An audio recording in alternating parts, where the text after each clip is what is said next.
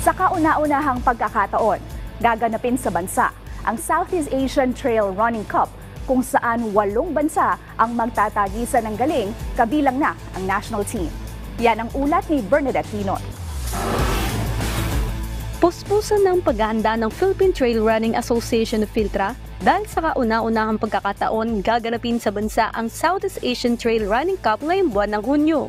Ayon kay Philtra Secretary General Tin Ferreira, bagamat hindi madaling paghahanda nila dahil na rin sa puro bundok ang sakop ng trail running, naniniwala siyang magiging matagumpay ang patimpalak at umaasang hindi ito ang huling pagkakataon na itaraos ang Trail Running Cup sa bansa.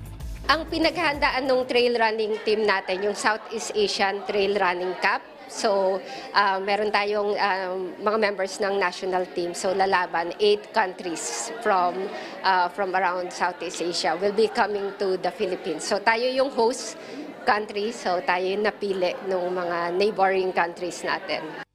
Dagdag pa ni Ferreira na layon din ng nasabing kompetisyon na makaikait ng mga manlalaro na sumali anuman ng kasarian. Karamihan kasi anya sa mga kalahok ay pawang mga kalalakihan. Gate niya na bukas ang trail running sa lahat ng mga nais sumubok sa naturang sport.